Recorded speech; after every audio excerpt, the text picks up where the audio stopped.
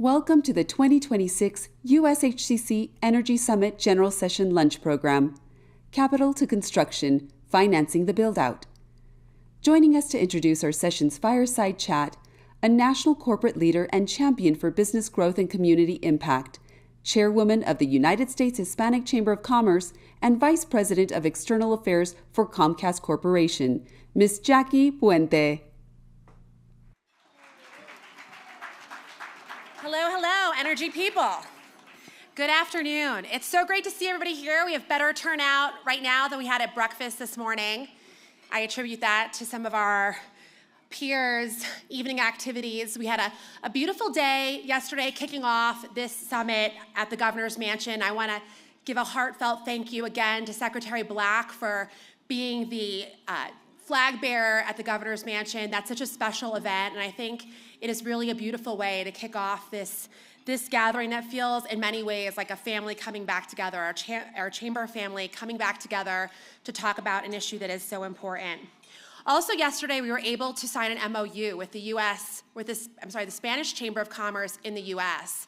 And I want to give a round of applause to everyone who's helped support all of our activities, strengthening the Hispanic global business relationship that we have with Spain.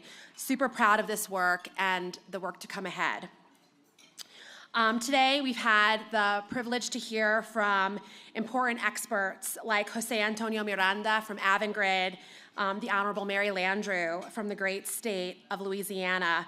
And I think we're all getting a great sense of where we are today and our challenges. Many folks are talking about affordability, but we're seeing the bigger picture, how infrastructure, investment, and innovation provide so many opportunities for everybody in this room. Now, I would be remiss if I didn't say, if you're not looking at your phone, please take out your phone. I have a couple of important announcements to make before this afternoon's presentation. I'd like to share one more time with everybody, we have phenomenal events coming up across our Hispanic Chamber calendar. Importantly, I want to draw your attention to our legislative summit happening in Washington, D.C., May 18th through 20th. And I know we're talking with regulators and policy leaders in this room. This is an important opportunity to bring our public policy platform to decision makers in Washington and to have our voices heard. We also have, very exciting, our September 14th through 16th annual conference in Fort Worth. I am personally so excited for this event. I think this is a great opportunity for us to show our strength in a great city, and I want to thank everyone from Fort Worth who's come out here to help raise more awareness and attention about this event.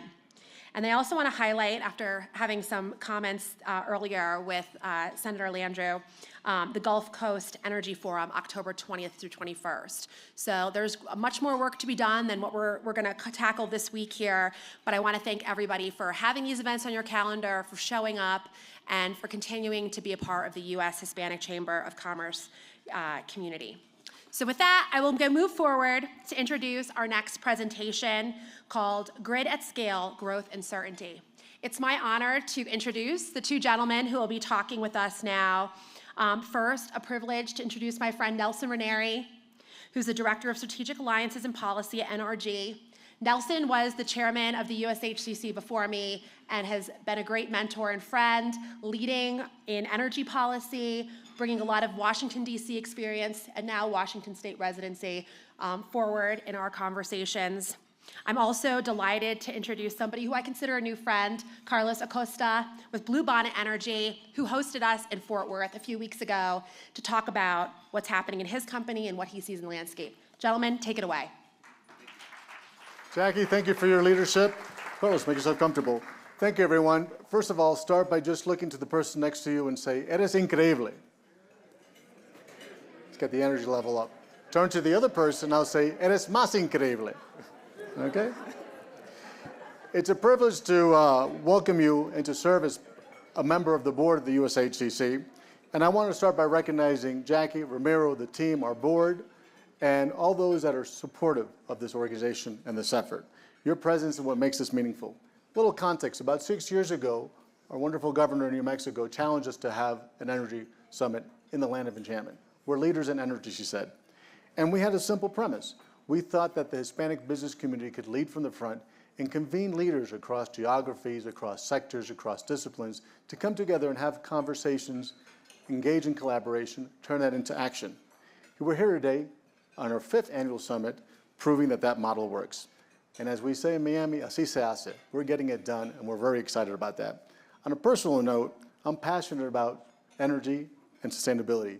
I'm proud to serve as Director of Strategic Alliances and Policies at NRG, a Fortune 500 company that we're powering millions of homes and businesses across the US and Canada through generation, natural gas, and smart home solutions. We're at a true inflection point today. We just finished a wonderful conversation with regulators, and we want to give a special shout out to those regulators because they're really at the forefront of discussing these issues, and there's a conference called Current Issues. Glad to see that's happening with us here. And recently, as Jackie alluded to, we were in Fort Worth. Thank you for hosting us. And one of the speakers that spoke so eloquently is a gentleman here, Carlos Acosta, who started a company that you'll hear about.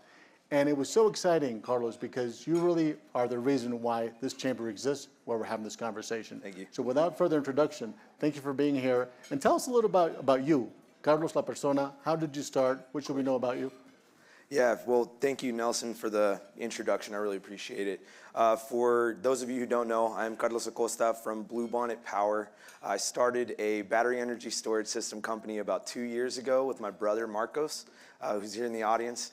And we were initially approached by a manufacturer. Growing up, I had the privilege of watching my mother, Arcilia Acosta, start a construction company and an engineering company in the city of Dallas. And a big part of that, I watched her make the leap from the financial sector over to the to the construction industry. She saw the gap that she could fill as a Latina, as a business owner in somewhat of a man's world. And that, those companies were started when I was about 5 years old. That taught me from a very young age. Although my brother and I were playing in the back of the truck, not really understanding, the train station that was being built or, the different projects going on, we really learned the entrepreneurial spirit, and that bug bit us at a young age. And I think for us as young men and as young Latinos, we took that and we really, did the most with what we had. So, growing up, I'm from Dallas, Texas, born and raised proudly.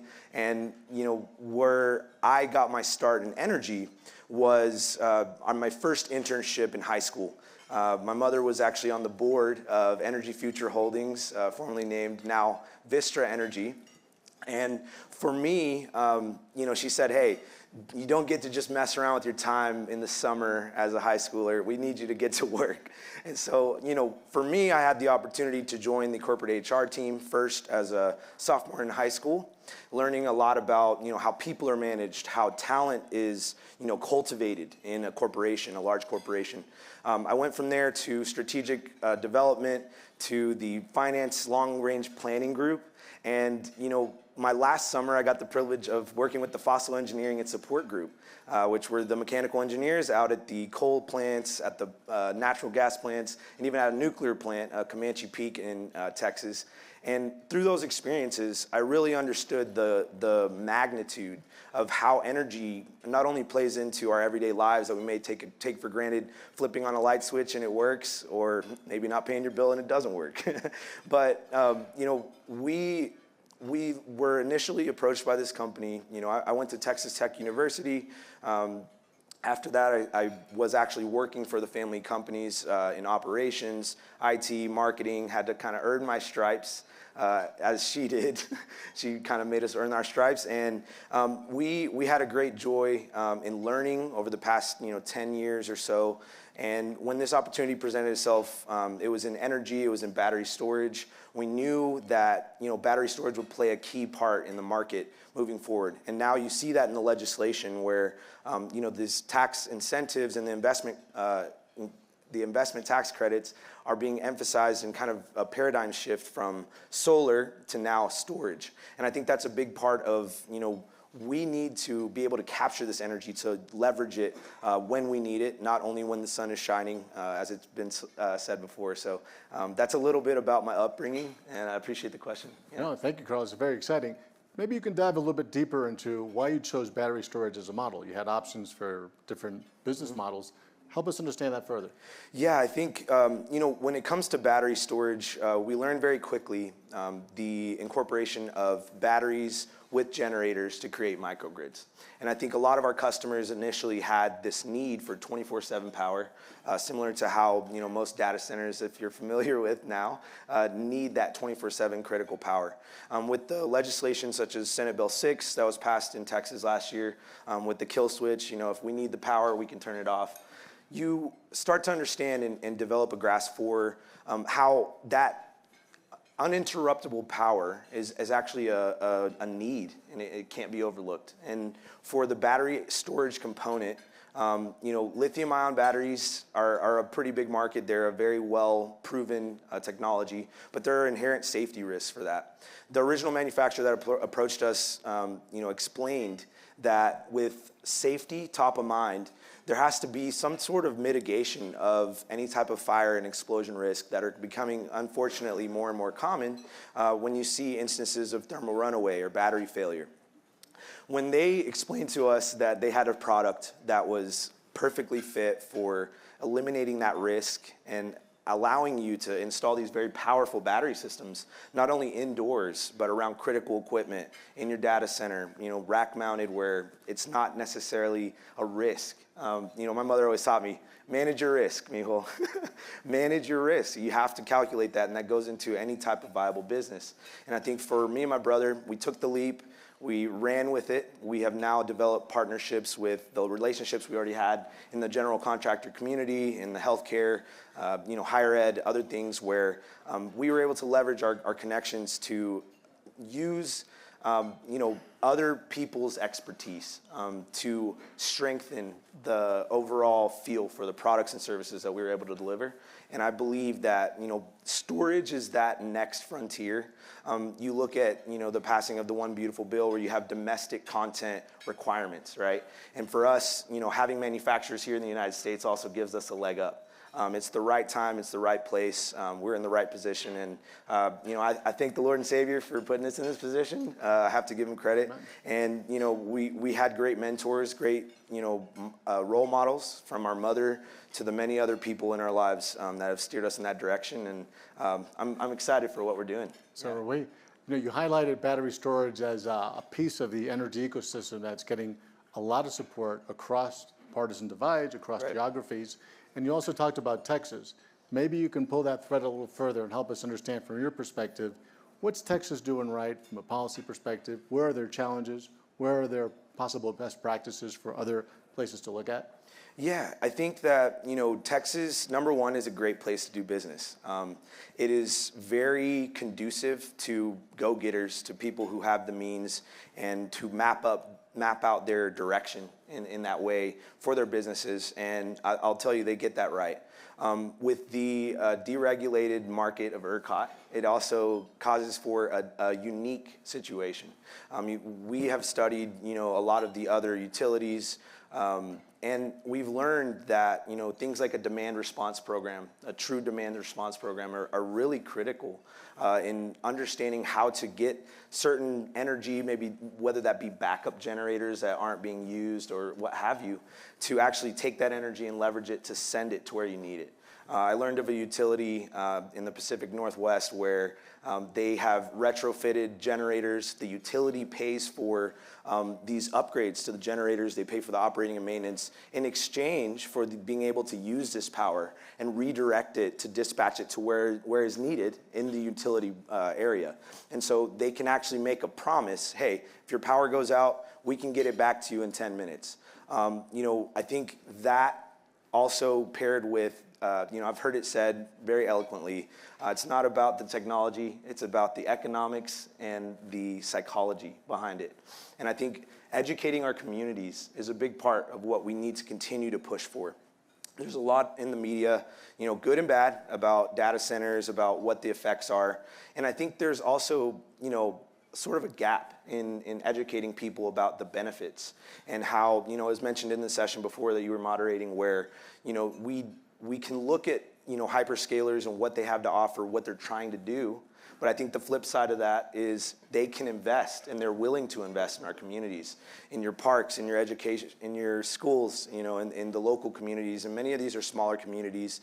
And it's been said, hey, they're taking advantage of them or what have you. And, I'm not going to speak for every situation. Everything's different. But I will say, with the rise in co-located data centers where it's, right next to the power plant, you kind of, have them pay their fair share, that, obviously they're going to be prepared for more load, and they're going to gauge for more load than what they actually need to be safe. And I think that alone, they're paying into that, paying their fair share in a way. And I think those type of funds, that type of mentality can also help us learn how to integrate more. Because, as it's been said, data centers aren't going anywhere. We need more of them, and we need them now.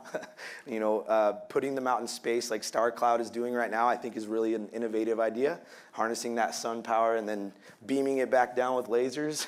The future is already here. Yeah. But I think, beyond that, the educating our legislators and educating them for why this is so important, why we need to lean into storage, that it can be a complement to our traditional fossil fuel generation. Let's build on that. Let's connect the dots in that education framework to the business community. This is a business conference. You talked about demand side response, that side of the equation, not just the supply, but the demand side. Maybe get your thoughts, share your thoughts on, if you're a business person and you're interested or participating already in the energy ecosystem, what should we know about that side of the equation? Yeah, I think that the most important thing to me is learning about the landscape and understanding energy in general. The entire ecosystem has been around for so long, and I think you look back to the olden days, and pretty much everybody had to have a microgrid at their house to power everything they were doing. It wasn't until the invention and the rollout of this macro grid to where we understand now with different natural events like Hurricane Harvey or Winter Storm Uri, to where it brings it top of mind, obviously, when you have system failures or blackouts or other things that cause cascade effects, right, on our communities, on the people that provide the workforce for what we need. I think it's paramount right now. Energy is top of mind, and not only energy, do we have enough backup? Are we ready for these type of situations? You look at the projections of how the load growth has been projected to go just skyrocket and hockey stick up, and with insurance and other things, bonding, that's very much a part of all these things, and being able to fund these types of projects, I think it's becoming more and more important for businesses to understand and plan ahead, but not only that, be realistic about what are we working with here. The weather's been kind of mild. It wasn't like, hey, we're going to have another storm and another storm like they had kind of anticipated. This has kind of had an effect on lenders and their attitude towards funding projects in general. So I think going back to what I'm trying to get at is it's important to understand the landscape. It's important to understand, who are the big players? What do they need? My big push that I would recommend is we got to be aligned with our utilities. We have to understand what are their priorities? What are the grid priorities? How does the public and private sector actually align with those priorities so that we're all kind of speaking the same language? It's a much easier thing to just say than to do. And I think, all of us can learn a lesson from that. It's easier said when you have, private interests and you're only thinking, hey, I want to keep my business running. But I think it speaks to a larger, story and the overarching, reality of we have to be aligned all together in order to really make all this work. You look at the rise of microgrids in general, and honestly, every data center needs that microgrid. They have to. You have the 5 nines. You have more than 5 nines. That means you have to be up all the time. The minimal hours that you can have an outage is really the name of the game. And I think, that kind of speaks to that storyline. So let's connect now to the points that Jackie made. We have a couple conferences coming up. I want to also thank Cynthia Jaramillo, Ernie, Baca, for those that have helped create what's happening here in New Mexico, but we're going to go beyond New Mexico. We got a national conference in Fort Worth, now with great help from our sponsors and partners in Louisiana. What advice or thoughts do you have to the Chamber of how they can play an enabling role in helping other businesses, starting with yours, to really grow? I think, it speaks to the progress when you look at leaders like yourself. The board of directors, the entire U.S. Hispanic Chamber of Commerce, and what they have, the way you've blazed this trail.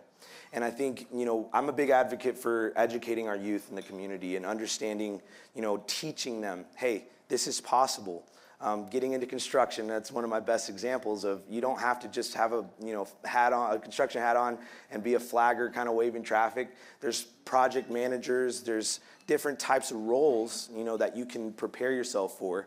And I think taking advantage of things like the Avanzando with Blue Wave cohort. I mean, that's an incredible program where you're teaching them the skills that they need, and not only that, giving them insights on a national level of how you can advance your business or what markets are out there. And networking events like this, where you never know who you're going to meet. I think, my mother always taught us, people do business with people they like. You got to treat everybody right. You got to think of it as, you could be treating someone wrong, and later down the line, they could be the one with the opportunity, and you can't look back on that. You have to just put your best foot forward.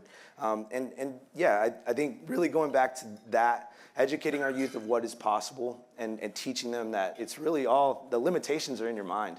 If you believe in yourself, you can achieve it. And I'm a big proponent of that. So it's 5 years from now and everything goes the way you want it. Where's Bluebonnet Power then? I think that for us, being smart and managing our risk is a big part of it, not biting too big of a piece of the pie than what we can eat. But I do think that for us, we see ourselves growing into the space. As we've began consulting, as we've educated our clients, a big part of it is like, hey, we have these battery systems. What do you want to use them for? How do you want to leverage those? And it naturally brings up larger conversations of like, hey, we actually rely on this cooling thermal plant that we don't really feel good about their ability to provide the power to us and maybe another university, for example, that we have to share that with. That leads to opportunities that I think speak to that. Also, the larger storyline of we have to just push forward and be aligned, not only with our utilities, but with our needs, and then also the needs of the grandiose markets that we're in. Yeah. So we have about a minute and a half left. I'll ask you one last question. What do we have to do next year to have you moderating here and have 5 Carlos and Carlos's on the stage being successful in the energy business? Yeah, I think it's a big part of it is cultivating the talent that we have. Taking advantage of the resources that we have, such as the Chamber of Commerce, both your local and on a national level. I think that pushing our youth. We spoke to a woman that she's a young girl and she wants to be an astronaut one day, and she's moving in that direction. I think beyond just the academics, she's willing to put herself out there. She's willing to talk to people and learn and fail. I think that's a big part of that. For us, we didn't always have everyone just opening their doors and shaking our hands and welcoming us in. I remember before we had utility scale batteries, we had these 150 kilowatt hour mobile systems, and I've been told by a couple utilities and mission critical data center builders, oh, those are cute. And I could have taken that and been upset and been frustrated, but I think I looked at it as a challenge, frankly. And we've developed our partners with the utility scale builders and providers and integrators to push for these innovations, not only from retroactive perspective. Hey, we need to modernize our facilities, but actually in the design process, in the construction process, working with an EPC firm to make sure that that's accounted for with even a digital twin.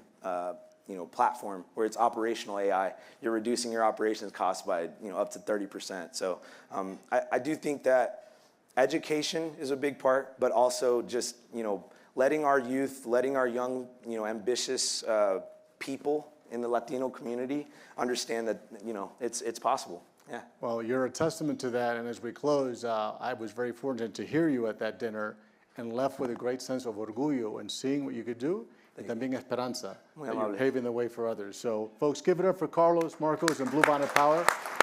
Next year, they'll be back here with 5 Carlos and Carloses. Yeah. And thank you again to the Chamber and your sponsors for putting this together. Thanks again. Much appreciated. Friends and colleagues, please welcome a respected voice in regional economic development and business leadership, President and CEO of the Albuquerque Hispano Chamber of Commerce, Ernie C. de Baca. Woo! Thank you all. Thank you all. It's an honor to be here, and it's probably going to be the last time I speak in front of you all, because as you all might have heard, I'm retiring at the end of June, so I'm going to have fun right now. So they gave me 2 minutes, and I'm looking down there, you know, and they said they're going to give me 2 minutes, and I said, well, I'm going to invoke the 2-minute warning rule of the NFL. So there's going to be commercial breaks, there's going to be timeouts, so bear with me. We're going to have fun. All right, we're going long. Hey, so one of the things I want you to know is that this thing happened because my chamber, and we have board members here, please acknowledge yourselves, raise your hands. Thank you for being here. Because my chamber and the USHCC got together back in 2019 and said, we want to have an energy summit here because New Mexico is an energy hub, and we need to have it here. And so we have it here in Santa Fe. We've had it here since 2022. We wanted to have it earlier, but COVID hurt that. But here we are. And one of the really important reasons that you may not know why we have it here, other than the fact that New Mexico is such an energy hub, is that the USHCC was born here. It was incorporated here in Santa Fe, New Mexico in about 1978. And so we need to continue to have it here. What do you think, guys? All right. So I'm happy to be here. It's exciting to be here. And one of my things that I'm supposed to do is I'm supposed to introduce what we're going to talk about. So I'm going to do this because, you know, I'm tech modern. I'm going to do this from my phone. So New Mexico sits at the intersection of energy development, innovation, tribal leadership, you'll see, entrepreneurship, and long-term economic opportunity. The conversations happening here matter because they directly affect our communities, our workforce, our small businesses, and the future of our region. This next discussion focuses on something essential: how strong partnerships help move major projects from vision to execution. In today's energy landscape, success increasingly depends on alignment across industry, tribal nations, community priorities, and multiple levels of government.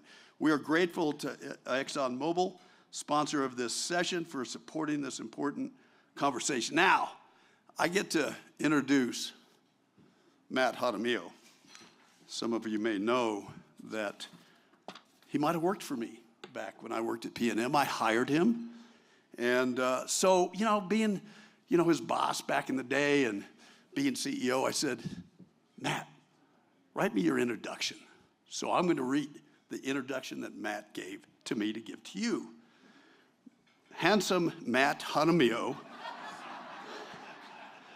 is the best, most amazing public and governmental affairs leader at ExxonMobil, where he commands state-level strategies and stakeholder engagement across the Western United States and the rest of the world. With more than 24 years of government experience, he manages relationships with governors, legislators, senior officials, kings, dictators, and business and trade organizations, translating corporate priorities into coordinated policy and regulatory strategies that advance responsible energy development and long-term economic growth. He is the most interesting man in the world. He wrote this. A 16th generation Northern New Mexican, Matt brings, well, with Don Diego de Vargas, a personal commitment to community service and civic leadership rooted in his deep ties to the state. He currently serves as chairperson for the New Mexico Chamber of Commerce and chair-elect of the Albuquerque Hispano Chamber of Commerce. I'm doing this now because if he was the chair, he'd fire me. So he can't fire me right now.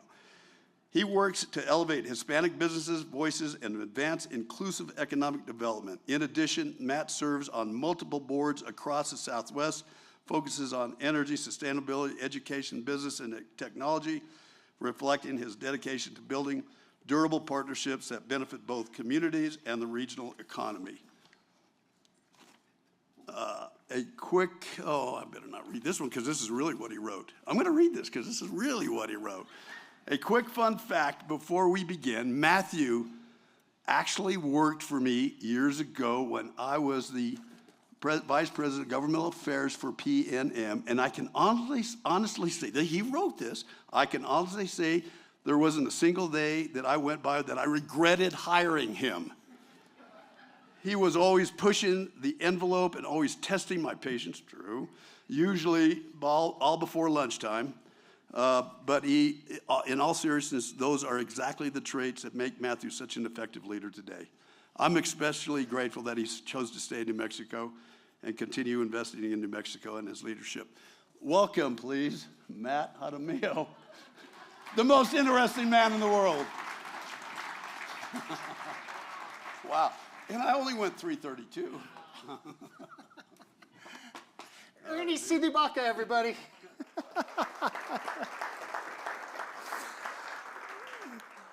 Well, it is a pleasure to have all of you here because I'm really excited about this panel. I think when we get done, you will understand that these three phenomenal leaders have so much to offer and have offered, our communities, our culture, our heritage, some phenomenal things as we move forward and build an economic and viable future for our next generation. So I really have the honor of introducing these three phenomenal leaders. Starting off right away, former Secretary of the Interior, former U.S. Congresswoman Deb Haaland is a fierce leader. Repeatedly breaking down barriers for future generations. A 35th generation New Mexican who's organized for President Obama and led the New Mexico State Democratic Party. She has made an unprecedented run and win as one of the first Native women to serve in the U.S. House of Representatives, and then made history when she was appointed to serve as Secretary of the Interior. In all her roles, her prolific leadership led to accomplishments that make the lives of working families better. She brings her personal experience as a military kid, a single mom, and a Pueblo woman to stand up for working families, Native and underserved communities, and to address the climate crisis. Deb Haaland. Thank you. Our next leader, Nathali Parker, is the co-owner and CEO of KPL Construction Company. We're a supply company. A Texas-based heavy civil construction equipment dealer she co-founded with her sister in 2012. And it's great to have her sister with us and her mom as well. Yay. A recognized leader in the construction and paving industries, her work reflects a strong commitment to workforce development and advancing opportunities for women in construction. Nathali is actively involved with the Association of General Contractors and the Texas Asphalt Pavement Association and serves as the founding chair of the Women of Asphalt Texas branch. In addition to her industry leadership, Nathali is currently serving her 5th term as chairwoman of the Texas Governor's Commission for Women. She also proudly carries forward a legacy of leadership and public service as a citizen of the Chickasaw Nation. Nathali Parker.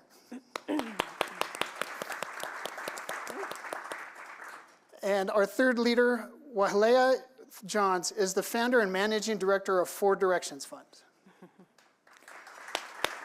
It is the world's first global indigenous clean energy investment fund. She previously also served as director of the U.S. Department of Energy's Office of Indian Energy, where she advanced clean energy solutions for tribal communities nationwide and helped uphold the department's mission to maximize the development and deployment of energy resources for the benefit of American Indians and Alaskan Natives.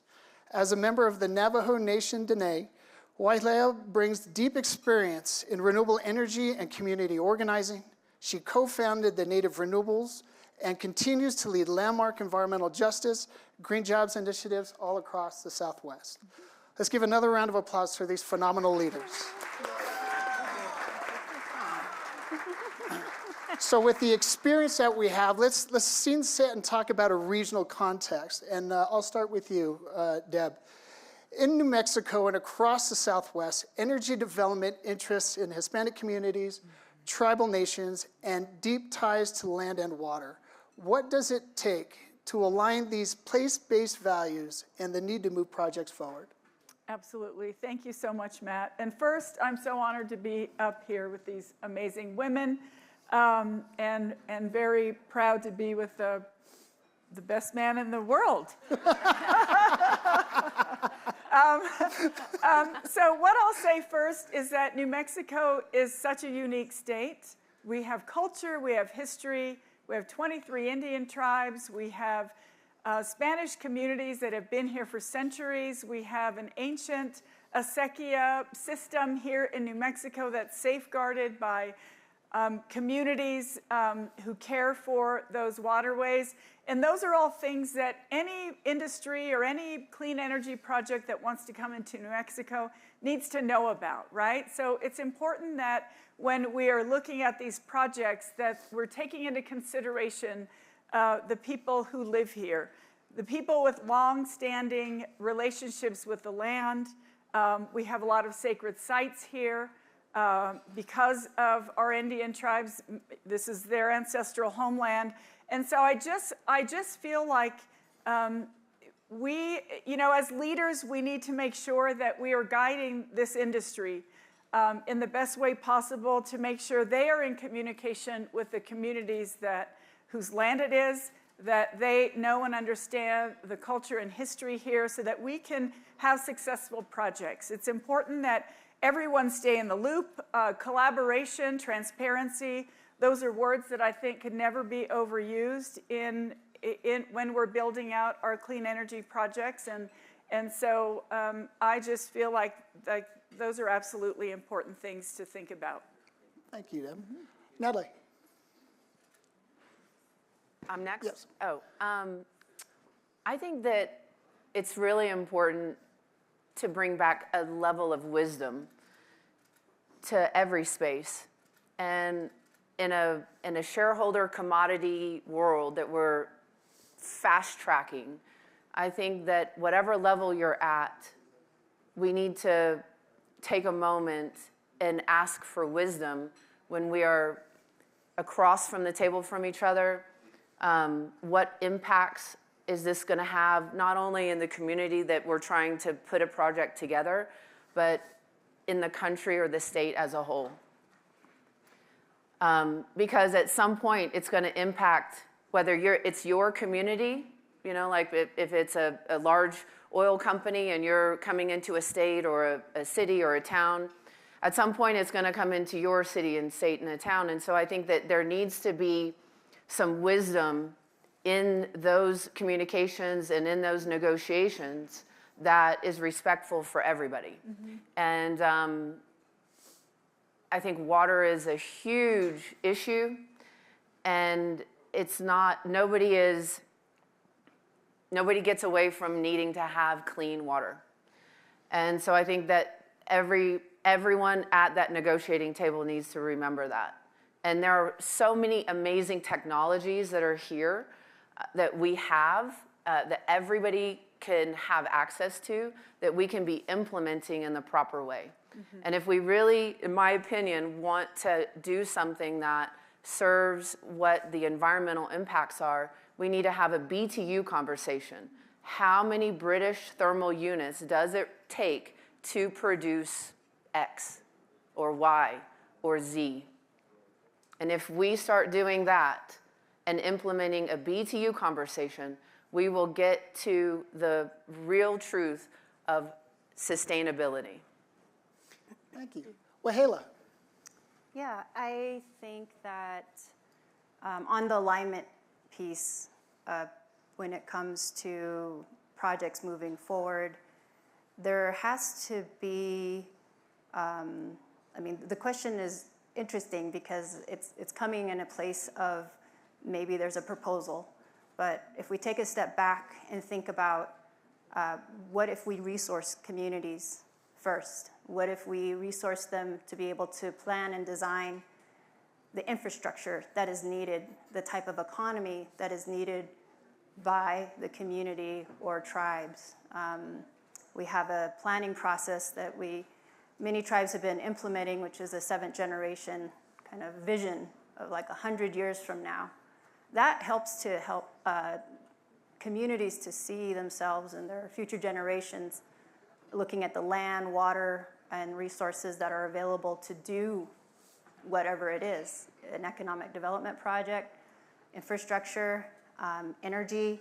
And I think when communities go through that process, it's such a powerful experience, even for them to be in a place where, hey, we want to do this type of project. And if they have the capital to be able to design what that could look like and invite the type of technology they want into their communities. So just want to step back and say that that's a really proactive approach from community.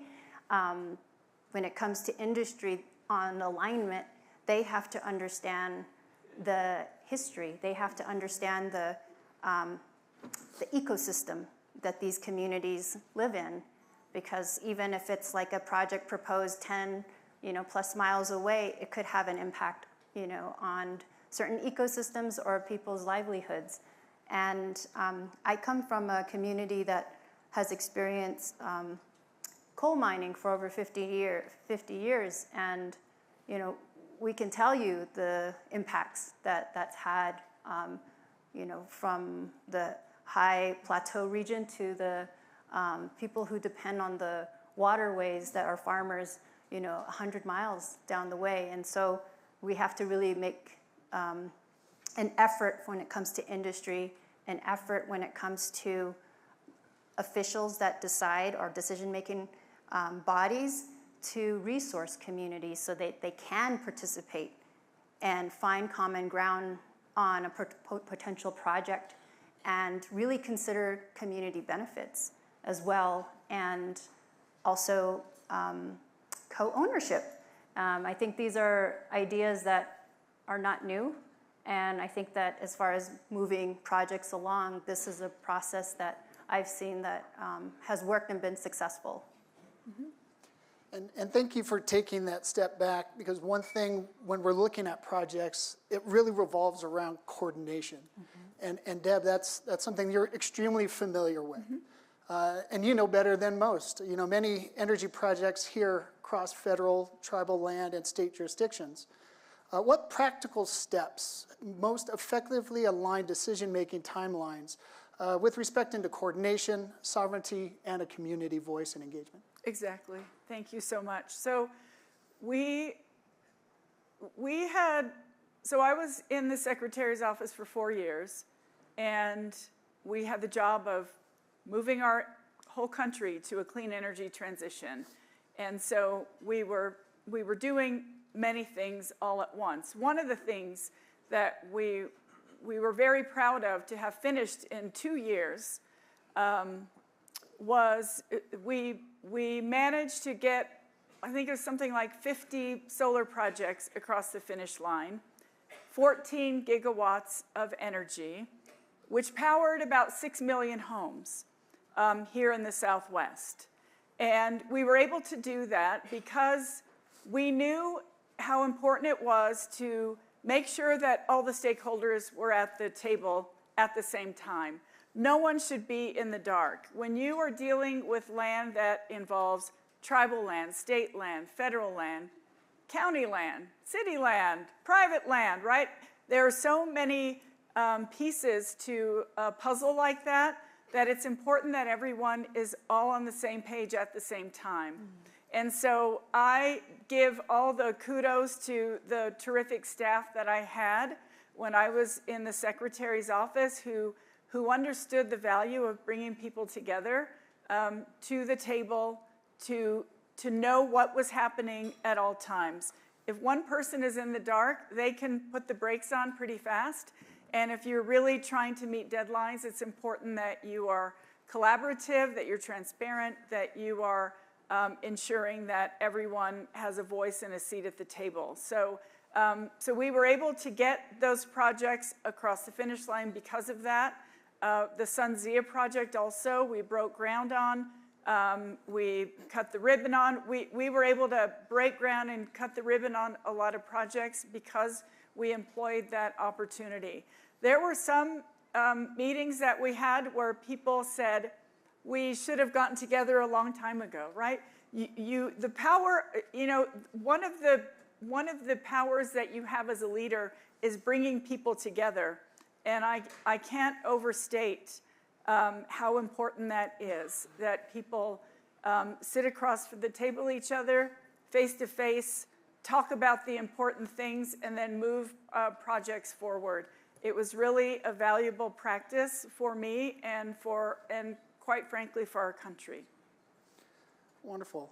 And taking that concept and looking at the engagement of stakeholders and what we've seen tribes go and move into co-ownership now. Wahleah, as you know, across the Southwest, tribes are increasingly shifting from hosting energy products to owning and operating them. What partnership models best support tribal sovereignty, long-term revenue, and local workforce development from your experience? I think that what we've seen in the past 20 years has been when tribes have the capacity, people, and when they have the resources to be able to, again, back to the planning and designing, and the capital to be able to invest in the pre-development work of a project so that it positions them in a place of being able to negotiate the best results and maximize the best economic benefits on behalf of their nation and their people. And I think that is a powerful, that there is tribal sovereignty or tribal energy sovereignty. And I think when you pair together capacity and resourcing with tribal energy sovereignty, and then also addressing some of the challenges that tribes face with heavy energy burden. Tribes experience 6.5 times more power outages than the average American, and face heavy energy burden, I think 23% more than the average American. And I think that there is an indicator that, one, yes, we can build economic development projects and revenue generation, but also there's a responsibility in leadership, tribal leadership, to caretake of their homes, their people, and their communities. But the ownership piece is really important, and that I do think with the 4 Directions funds that we're building right now is to leverage capital so that tribes have the ability to co-own, have the ability to have all the pieces in place to be able to negotiate the best deal possible to sell their projects. And I think that is a big revenue generation possibility for tribes, and that's the future. The paradigm has to shift from communities finding out a project is being proposed, and they're the ones that are mostly trying to find resources to support maybe a community benefits. But let's figure out a paradigm that really centers community, and where industry also has to soften and be able to work with their communities that they're proposing projects in. Thank you. And now adding in your experience, Nathali, aligning capital with community reality. From a tribal and community-based business perspective, what do private investors most need to understand about working with Hispanic and tribal communities to build trust and durable projects? I think that there's an interesting statistic. When I learned this, it really highlighted, let's say, some gaps. And it really has to do with small business. So if it's a tribal small business or any small business, a community small business. So if $100 gets spent with a small business, an owner that's in that community, $45 recirculates inside that community. That's 45% of that $100. When that $100 is spent with a multinational or national firm that is not based in that community or state, $11 stays recirculating. That is a drastic difference. So how do you maintain your tax base, How do you grow a community when 11% leaves that community? When you have to work to get back that 89, thank you, $89 to come back to build the roads, to have a hospital, to have a school, to have infrastructure. Where is that money going to come from if you're not going to support small businesses?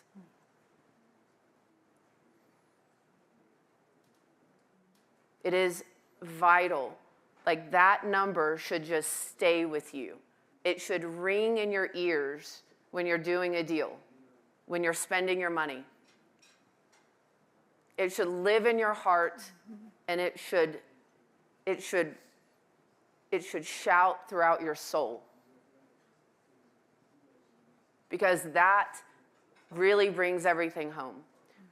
Small businesses are on the chopping block as we speak.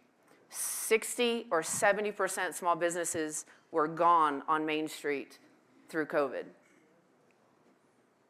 Inflation, who lived through inflation? Raise your hand. Everybody should be raising your hand. You're living through it right now. And if you were a business owner or you were trying to put deals together, God bless you. And you're still alive and kicking, God bless you. So now we're in a new paradigm.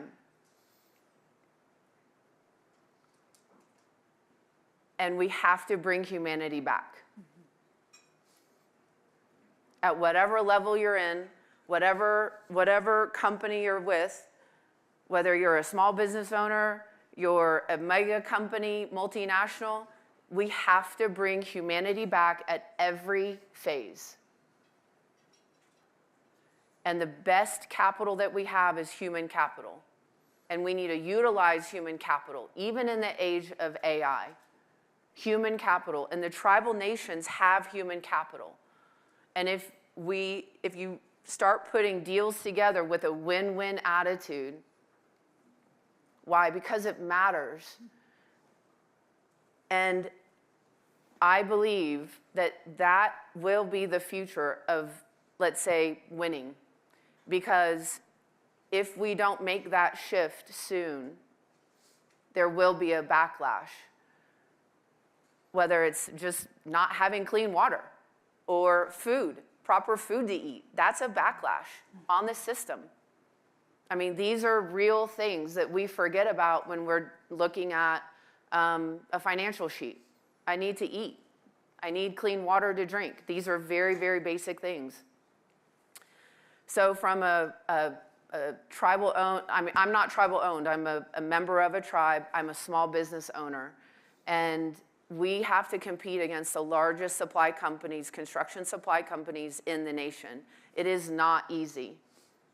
And there are ways that you can do this from a large business perspective to, now, is that going to require something inside that you'll have to go and fight for? Yes.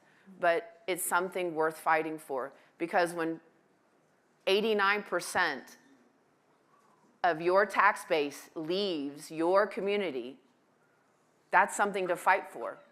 Because then your taxes go up when they didn't have to. And that affects every person in the room. So, thank you. Thank you very much. And a great message, especially considering the audience we have. Business leaders, professionals, those looking for answers and a path forward to find that success. And with that, Wahleah, our closing question, which is a little sad because we can have this conversation all day. But what piece of advice would you offer the emerging leaders in this room and developers working in the Southwest who want to build energy projects to create lasting local value? I think it's my journey was really, I come from a community, again, coal community that produced power for the entire West, but over the hill from the operations, many of my people still don't have electricity. And I currently live off grid and lack of infrastructure, roads and many things. So this sparked my interest in generating a company, an organization to address energy access. And I think that when you see something not quite fitting or addressing the issues that are in your community, and you can do something about it. You can be creative. I always tell my teams that the power is in our hands, that we are able to create. We have the intellect to be able to dream. And I think that's a big push I want to, for the emerging leaders, is continue to dream, and that you're going to have many challenges and failures, but that's how you learn. And I think the part around, the generation of power, and particularly clean energy, is abundant here. It's one of the cheapest form of electricity or generation and technology that is here for us every day. The sun comes up for us. And there's battery storage that can help sustain power, and that's how we've been living in our communities. It works. It's time-tested technology. And with the climate impacts that we're facing right now with drought, the way that we think about not just our community, but also holistically our beautiful planet that we live on, I just want to seed that in emerging leaders, is that in thought of caretaking of not just yourself, but your community, that you have to also plan ahead. So that would be my advice to emerging leaders, and it's a lot of fun. You have to have fun, oh my goodness. Deb, what advice would you have? Thank you. So I guess I would have two pieces of advice. One would be for leaders and developers in this space to have conversations with your local unions. Labor unions, they have apprenticeships. They train workers how to do the work, and they do it in a safe, efficient way. And those are local jobs that can be had by local communities. So absolutely connecting with the leaders of these labor unions. Second, I would advise everyone to have a specific office, have a specific person who knows and understands the geography, the history of the region. Have somebody who knows how to connect with tribal nations. Tribal leaders, if they're in a state, they have ancestral homeland. The community, the land is very important to them, and they need to be brought into any conversation that is happening about these issues. And when you do that, you are ensuring that you will fight for the community investments that these projects and that these companies need to offer, need to bring back to the communities to make that community thrive, to make it whole, to make people feel like they are a part of the future that is in their state. So I would offer those two bits of advice. Thank you very much. Nathali, please close us out. For the emerging leaders, I think it's very important that you really get involved. You get involved in your industry and your communities. And that's going to take something. That takes extra time. But it's really important, because in order to have a win-win, you need to have understanding on both sides. And you have to get involved, because you can't stay an arm's length away and actually make a difference. And there is a gap that you see that you could fulfill, or that you could bring ideas to. And I challenge you to find that gap, find what's missing, and help bring that missing piece to your business, your company, and your community. And now that's going to require rallying people and inspiring people. But that's what it's going to take. And it's going to take time. And it's going to take perseverance. And it's going to take people to say you're crazy, or it's not going to happen. Or do you know who doesn't like that idea, right? I mean, how many people don't like that idea? But it's a good idea. There are other people that have that know that it's a good idea, but you have to find those people. Mm-hmm. And then you have to also speak to the people that think that it's not a good idea and find out why they don't think it's a good idea. Because it may not be why you think they think it's not a good idea. So I challenge the emerging leaders to really find that missing piece of the puzzle that you can bring to the table and bring the communities together. And I also want to thank everybody for having me here and KLP Construction Supply here, and it's been such a privilege, and to be up here with these incredible women is like, thank you. Well, let's give it up for these phenomenal leaders. From the U.S. Hispanic Chamber of Commerce and the Albuquerque Chamber of Commerce, we really appreciate everything the three of you have done for our communities. I would say challenge, let's go and accept those challenges and make whatever we're trying to do the best it can ever be.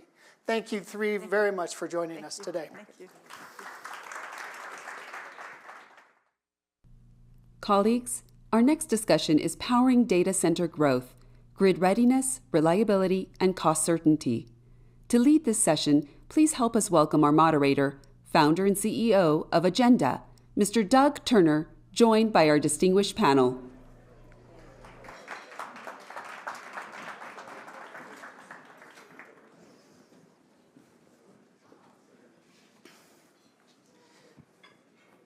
Are we ready? We are, yes. So in the back, they have a little schedule on when everyone's supposed to go. And the voice here, I know Mary Landrieu was talking about, God had other plans for her this morning, and that is called the voice of God. It is. I'm going to start just giving you, I thought the voice of God was going to do a brief intro of everybody, so if you guys would all just give a short intro of yourself, but really short. Definitely. Maria Pietamburi. I am Vice President of Intergovernmental Affairs and Economic Development at Dominion Energy. We're a utility that is based out of Richmond, Virginia, and we are in Virginia, South Carolina, and a little sliver of North Carolina, and I'm really excited to be here. Hi, I'm Nate Hill. I work for an online bookstore in the Pacific Northwest. No, just kidding. I'm the head of energy policy at Amazon, based out of Seattle, and I'm really excited to be here today. Thanks to the Chamber and to everyone for having us. It's really special to be here for us. My name is Alma Miller. I lead the Soltec team here in the U.S. Soltec is a tracker manufacturer originally founded in Spain. I am from Puerto Rico, so there's a double Hispanic connection. Very pleased to be here. Great. So, I think this panel here is really focused on the rise of data centers and a lot of the challenges that communities and states face, and certainly utilities. But to set the context, Maria, why don't you, just tell us how we got here? Yes. And just from your experience, with Dominion. Yeah, definitely. I think what's important to think about is the first iPhone came out in 2007, right? That was 19 years ago. And from then to now, technology has just boomed in the sense that the way that we live our lives, everything is centered on that phone. I have two teenagers in my house, and probably I have about 70 devices or 50 devices connected to my Wi-Fi at all times, which is really scary. But as we think about the energy industry and utilities, think about how quickly and that we are adapting to the world that we live in today. And this world is also, there's some wonderful things about it, because we can also work from home, we can do video calls, there's a lot of things that we can do to really be able to manage our time that we weren't able to do before. And that is because of this technology that boom that has been happening for the last 19 years, I would say. I think for a utility, we talked a lot in several panels about, particularly, I represent a vertically integrated utility. And what that means is that everything that we do as a utility, any investment that we do, we have to go to our commission to get it approved and to justify why we need to do it. And that justification is really important. There's a transparency to our process that is incredibly important in everything that we do as a utility. We've been working with data centers for over 20 years. One of the things that Dominion Energy, we have 70 to 80% of the world's internet goes through our service territory. So we have experience, and this is something and we have reliability, we have affordable, and also increasingly clean energy that we provide to our customers every day.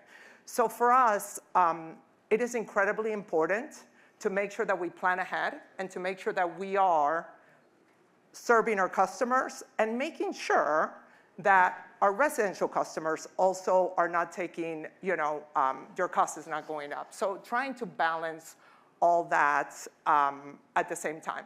But that's sort of if you want to put like the overview. Well, and in the last, say, 5-6 years, that's accelerated, obviously, with the rise of AI and the need for massive data, and also certainly the cloud, which I think, Nate, you can talk about that a little bit from a large customer perspective. What matters when evaluating sites and utilities, especially around reliability, speed to power, long-term certainty. That's probably pretty important to Amazon. Yeah, very important. Great. Thank you for the question. And just to build on what Maria said, so Amazon Web Services, which is our hyperscale business within Amazon, it's what we do other than deliver packages and a whole host of other things. We're actually Dominion's largest customer, and we were one of their first data center customers. We just turned 20 this year, and Virginia still remains our largest region in the world, and it's been an incredible story. And since then, we've built out zones all over the world. We work with hundreds of utilities, and the reason we do it is because we're trying to meet our customers' needs. We have a principle at Amazon called being obsessed with our customers, and we are obsessed with serving them with data center services, and now it's increasingly AI, machine learning, helping to improve their scalability, their productivity. That's what drives the growth of our business and our work with utilities more broadly. So when we go out and look for a site, there are a whole host of factors, land, power, water, fiber, but I think what often gets overlooked from those is community acceptance. And it's incredibly important for Amazon to be a good neighbor in all the communities that we operate. And our business model, in order to serve those customers, we feel like we need to be a good neighbor so that we continue to grow. We've grown in Virginia for over 20 years. We've grown in Eastern Oregon for over 15 years. We've grown in Ohio for around the similar time. And now we've had more recent announcements in the last couple of years in new communities from Louisiana to Indiana to Mississippi to North Carolina. It speaks to serving customers and this growth of AI that you mentioned. But in all those cases, it's important that we come in and be a good neighbor, and we work with the community to make sure that we can come in not just with the tax base that I think we've heard about from a lot of panels throughout this day, which I think is very important, but on keeping residential rates affordable, paying our full energy costs. We do that everywhere we go. We also invest heavily in STEM education initiatives, workforce development initiatives at high schools and community colleges. We have a lot of construction jobs that come along with this build out. But at the end of the day, it's important to us that we want to be there for the long term, and we want to work with communities where we're a good neighbor and we're accepted, and that's what we're going to continue to do as we continue to serve all these customers who are coming to us for solutions. So, I'm going to ask you a question, because one of the issues that I have seen, and I think a lot of people see around the country when it comes to development of data centers, is grid reliability. Are you going to be taking power away from consumers, and also the use of renewables as part of the energy mix in development of these facilities. And you're a supplier in the solar space. Maybe talk a little bit about what you're seeing in your business and sort of how much growth there is in the desire for renewables as part of that data mix, that power mix. Absolutely.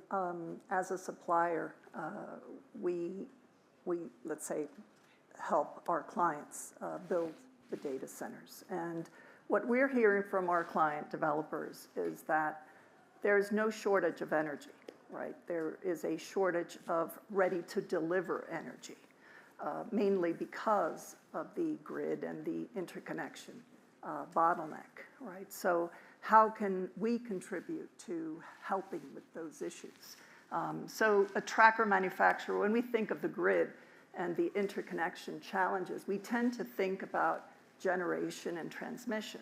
But timing is also very critical, right? And in that sense, tracker plays an important role because it regulates the production, right? It's sort of the steering wheel, whereas the panels are the engine. It's the tracker will help turn a variable resource almost into infrastructure, right? So I think within the ecosystem, everybody plays a role. And that is one example of at least how trackers can help with interconnection and with load production. So speaking of Dominion, because you've been in this space for a long time, how much are you seeing a desire for, let's say, solar or other renewables, which we talked about before we came up, and how do you communicate? And this is sort of my follow-up for you, Nate, when you're talking about dealing with communities and getting acceptance for building these.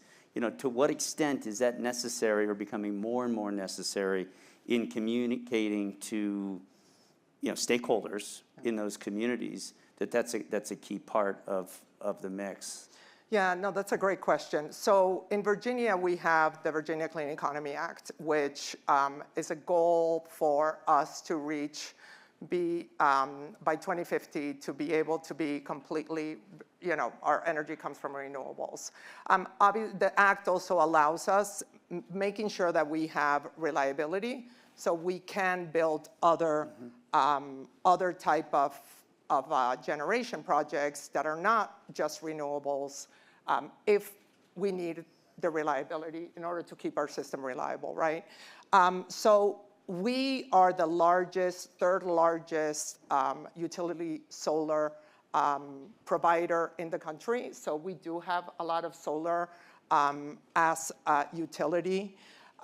We're looking at all of the above, and I think that this has been talked about in various panels earlier today, but we are really looking at how do we prepare ourselves to meet the demands of the future, and a demand that is increasing.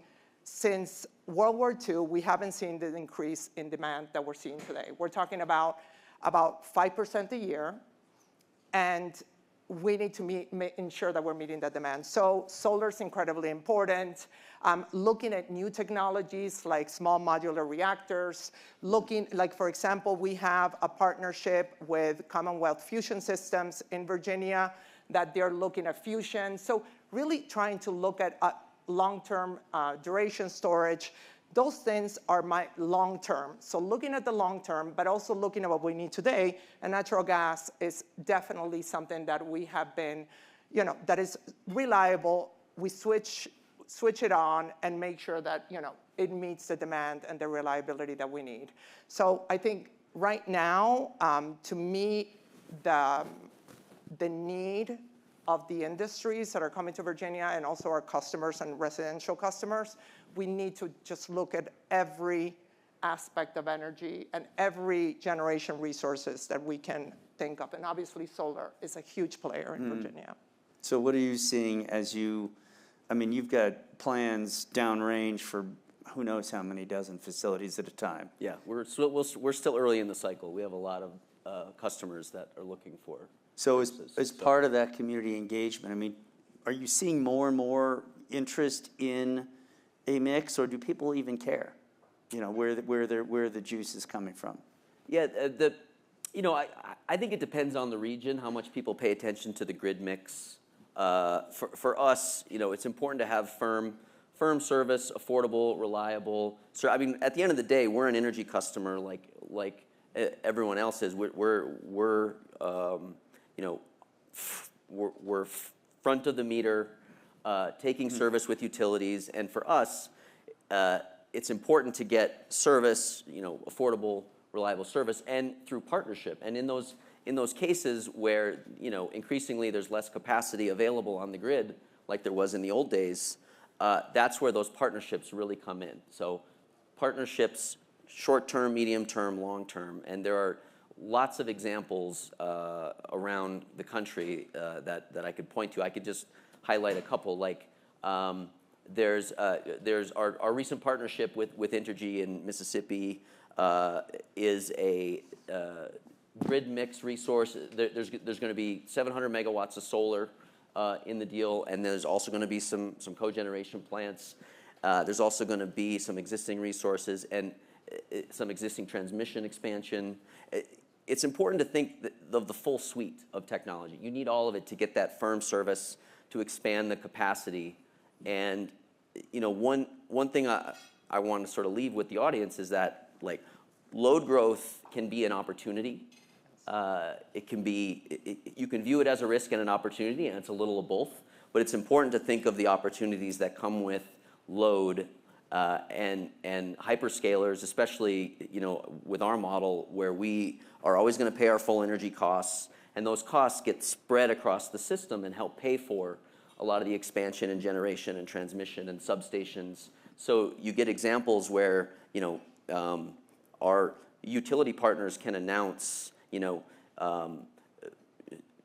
reliability sort of programs to strengthen their local grid and rate reductions for their residential customers, which is supported by the revenues and the excess revenues that large loads can deliver. So those are just examples of opportunity, and there are examples from Indiana and like I said, Mississippi and Oregon that we can share and go dive deeper into. But at the end of the day, load growth can be a real opportunity from a grid partnership. Or an economic development tool. Right. Because in the end, when you build a facility, maybe you have several thousand people build them, maybe just a couple hundred working in them.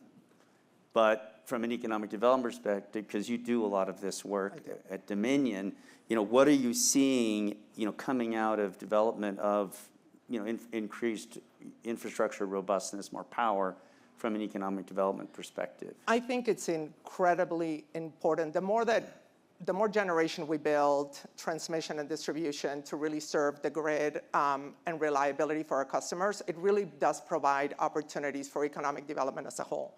So my team does not do data centers.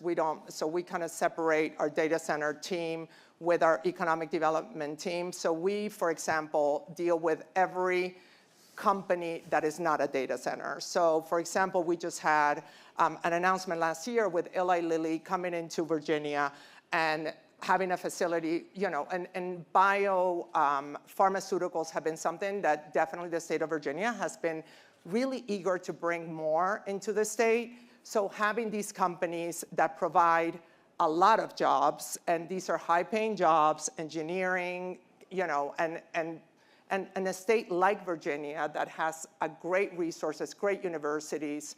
So this is an opportunity because if you have the power that you can provide, then you're going to have all these great opportunities with other type of companies that will also provide more jobs and also increase, the community engagement within different territories. I think it's incredibly important.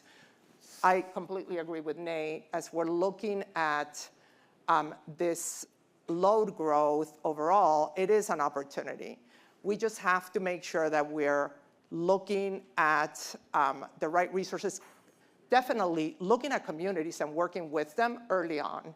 Because I do think if we can explain to them and we can work with them early on, which we do as a utility, I think it's incredibly important, and they're going to be more welcoming of different projects. So just a quick shift back to solar for a second. As you're working on utility scale projects. Yeah. what is I think the limitations, or today, what do you see as the limitations in terms of how much solar can actually, provide, power to these systems? And what do you see, in the next 5 to 10 years? We talked a little bit about battery power. And there was an earlier panel that talked also about battery power. Your limits are maybe 4 hours. What are you seeing in your industry? I think the main constraints revolve around the grid, right? And I would really hope that the hyperscalers, when I think of tech, it's their ability to innovate once they pass the phase of community engagement, their ability to contribute and innovate in that interconnection in the grid. I'm very hopeful. I'm very hopeful. So a question for the whole panel. You obviously live in a market that has extremely robust infrastructure. Mm-hmm. There are places like New Mexico where that is less evident, and big challenges for hyperscalers and building these facilities. So what kind of planning, and I'm sure, Nate, at Amazon, you are involved in this planning mm-hmm. process at some level, and you're involved from a solar perspective in terms of what tools need to be brought to bear. But what kind of planning, kind of our last big question, regulatory or infrastructure approaches have proven to be most effective in helping regions serve large new loads responsibly? We have opposition to building gas-fired plants specifically for hyperscale facilities, and there's pollution, there's water usage, all the things that go along with it. So, what do you guys see in the space, and are there still opportunities to improve and streamline those processes? Of course. So I talked about that we're an vertically integrated utility. So we own our generation, our transmission, and our distribution in our system. So the benefit that gives us is that we have our regulators, we have to file an IRP, which is an integrated resource plan.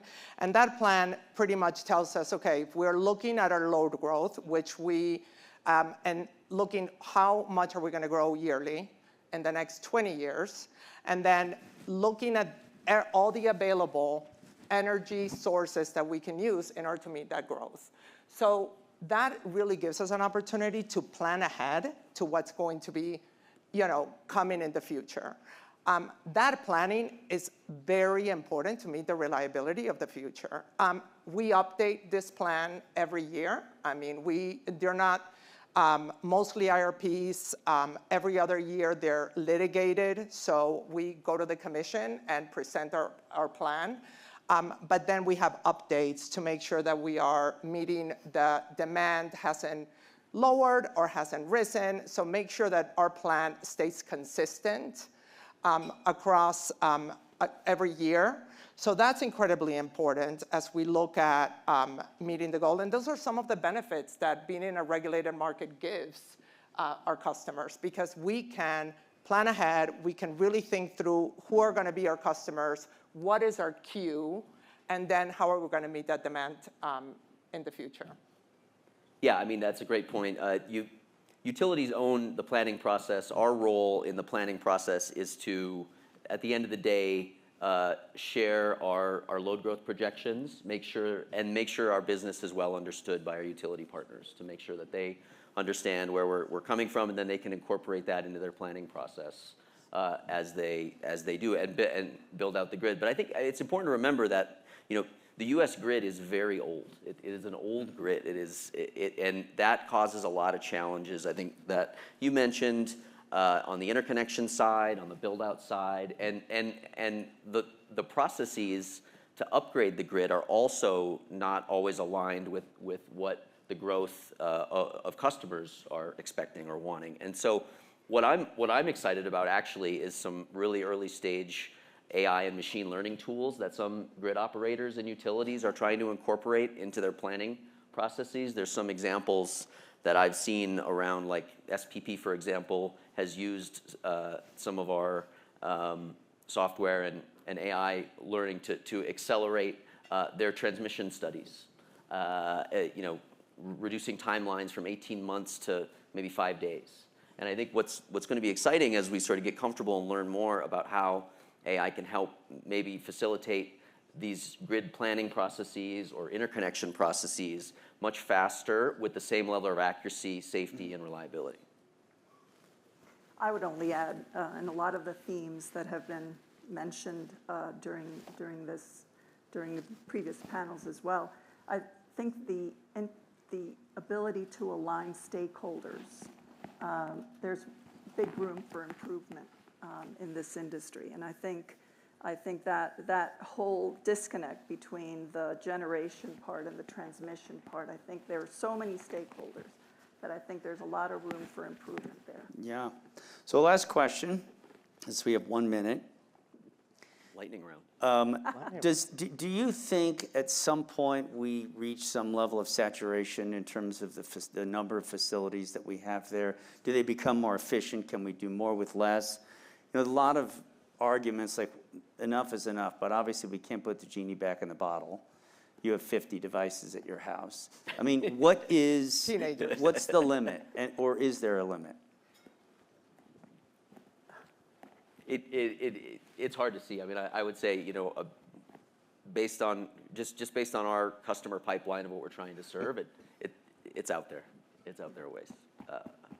Yeah, I'm not sure. I mean, I think there are so many benefits to where innovation and technology has been going. I mean, again, I'm a mother of teenagers, and I'm able to sometimes, work from home, but also like take calls or video calls while I'm, moving around or, taking my kids places. I mean, that is priceless. I mean, in the world that we live in today. So I'm not sure that the demand is actually going to decrease. I just think we need, as an industry, we need to educate more. And I think Nate and I were having this conversation. I think us being in panels like this, us being present and talking to stakeholders and ensuring that they understand where we're coming from and what we do, I think it's key. And the more education that we can provide and the more present that we can be in these type of events, I think that's going to really help people understand where we're coming from. Great. Thank you all for your time. Thank you for getting all this great information. I'm ready to work for Amazon. Anyway. Or Dominion Energy. Or Dominion Energy. Or Dominion Energy. Anyway, thank you all. Thank you. Distinguished guests, our next panel is Beyond the Meter, the broader economic, infrastructure, and community benefits of data center growth. Moderating this discussion is Chief Growth and Partnerships Officer of the United States Hispanic Chamber of Commerce, Cynthia Jaramillo, joined by our distinguished panel.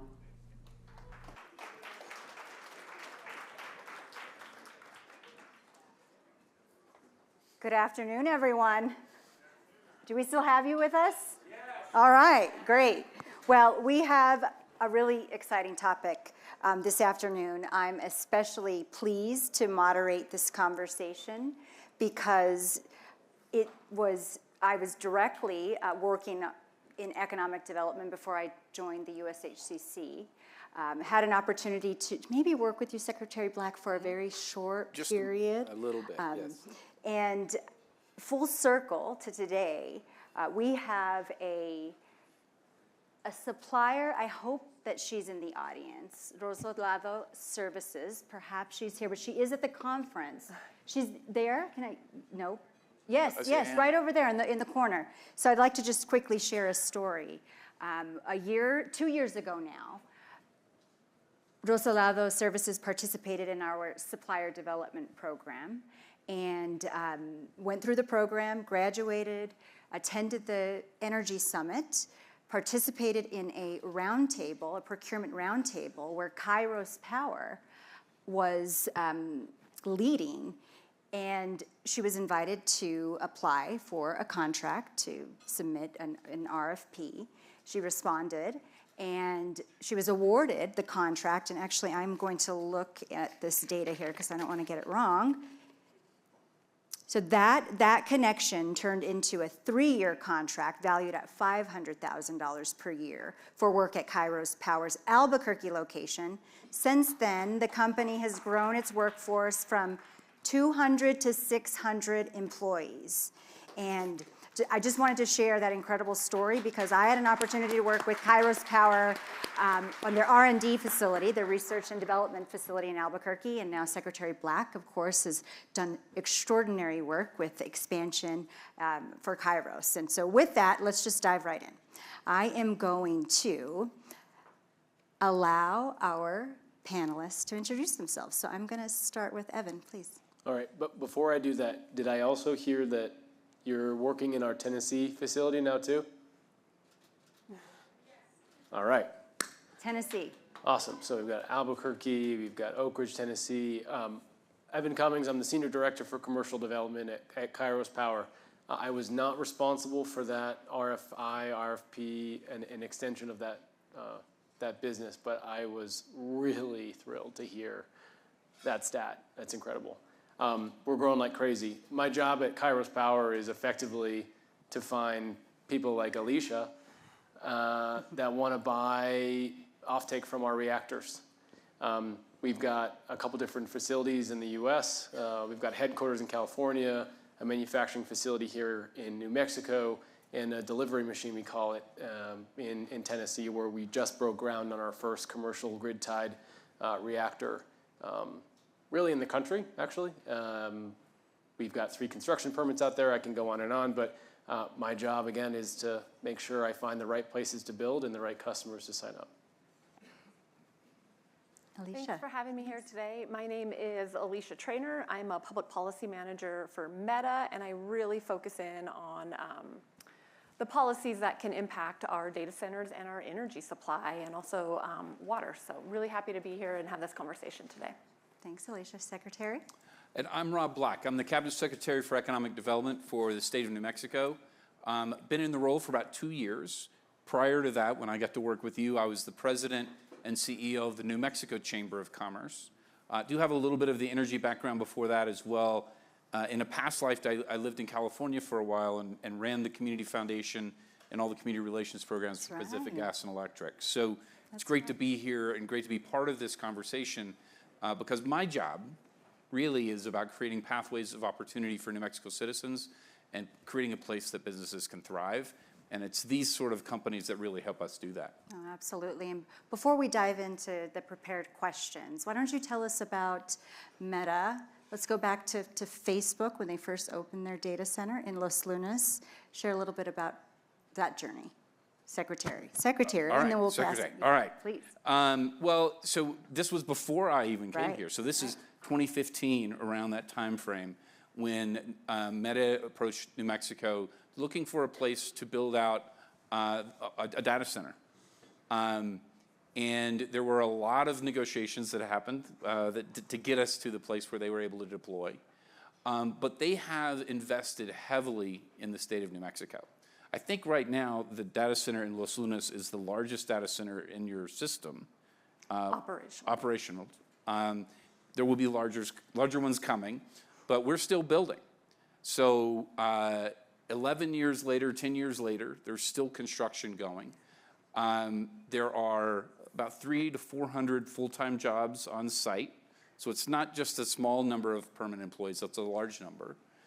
And it's had tremendous impacts on that community. When you think about rural America and the loss of workforce, the loss of your kids, going somewhere else for opportunity, the county and the city that they moved into was dead center in that conversation.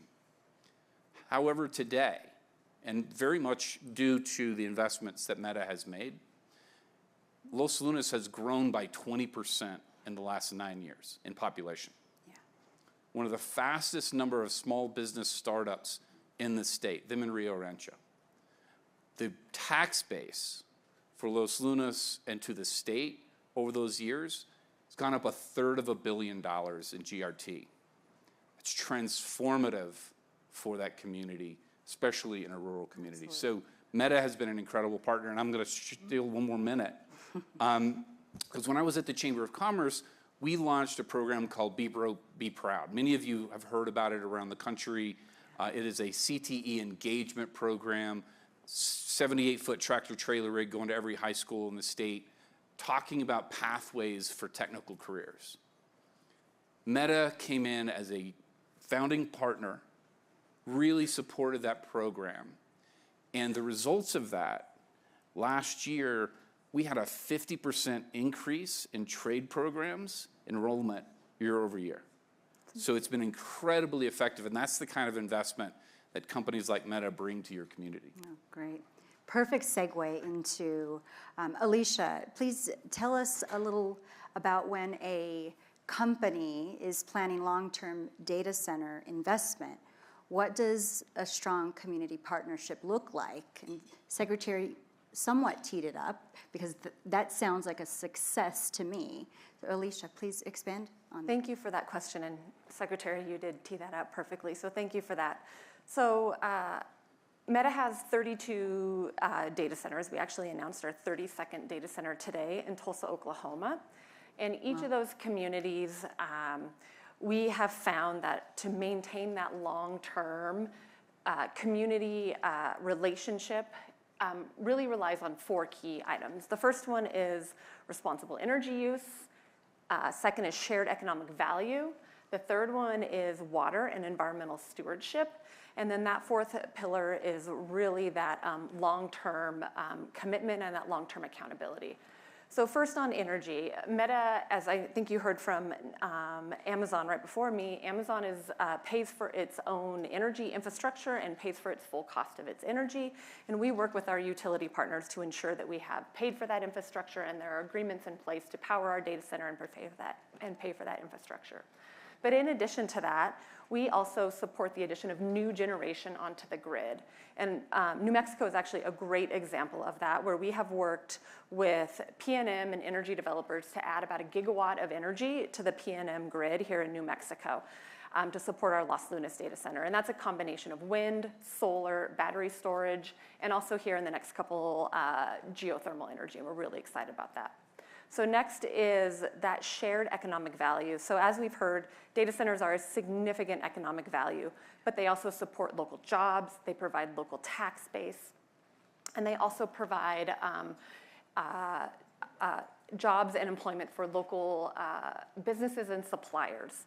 And really, we are very proud of the jobs that our data centers provide. So to date, we've had about 45,000 construction jobs that have supported the construction of those data centers and over 5,000 operational jobs.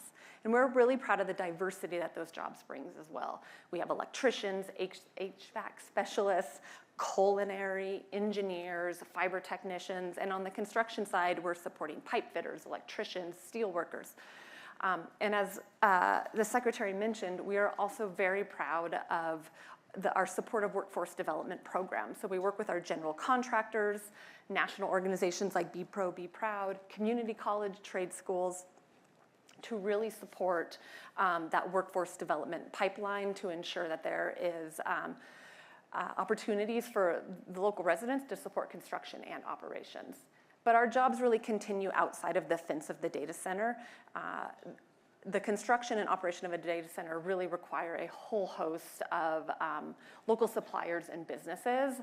And so we're really proud of those jobs that also supply there. Really quickly on water and environmental stewardship, Meta has a goal to be water positive in 2030, meaning that we're going to restore more water to local watersheds. And really, we have a very robust water stewardship program that really ensures that we meet that goal in 2030. And in addition to that, we really want to be stewards of the land that our data centers are on. And as of the end of 2024, 50% of our data center campus land that we own, that's about over 4,000 acres, will be restored or has been restored to native ecosystems and habitats to support that. And then lastly, on that community accountability, each of our data center communities has a dedicated community development manager that is really there to maintain that long-term relationship, be the person on the end of the phone if there is a question or a concern, and really to get to know that local community. A community here in Los Lunas has very different and unique needs than maybe a data center in the upper Midwest, and we want that person to be local to that community.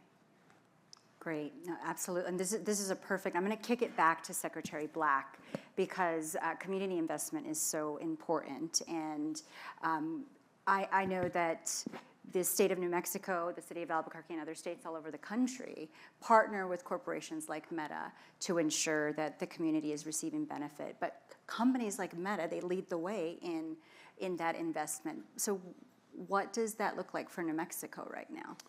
Well, I think when you think about data centers and you think about what gets you competitive in that space, it's power, it's fiber, it's water, and it's speed to market. Speed to market is really, really important. Yeah. And so what we've tried to do in New Mexico is think about what are those key elements, and then our people, and how do we think about what that looks like. So if the state is going to incentivize a data center today, we're going to hold our residential ratepayers harmless. Meta's done a great job of that. Not only harmless, they've taken the effort to invest heavily in advanced energy technologies that you have to have large industrial users to move that sort of investment. So they've made a historic investment in XGS geothermal that's going to build a next-gen closed-loop geothermal plant here in New Mexico. Without their investment, we could never have got that done. And so that's so important as we think about the future and what that looks like. I think Kairos is going to be another example of that sort of technology-driven investment that is so important. But also on water. We're not going to incentivize a data center that's not a closed-loop water system or equivalent technology. Water is precious. Water is life in the desert. So those sort of stewardship, Meta, 200% positive water use at their site in Los Lunas. On a workforce side, when we are creating an incentive for a data center to move to New Mexico, if you're using an industrial revenue bond, you're going to have to provide worker protections and prevailing wage for every single one of those employees and subcontractors, and that's going to be enforced by the Department of Workforce Solutions.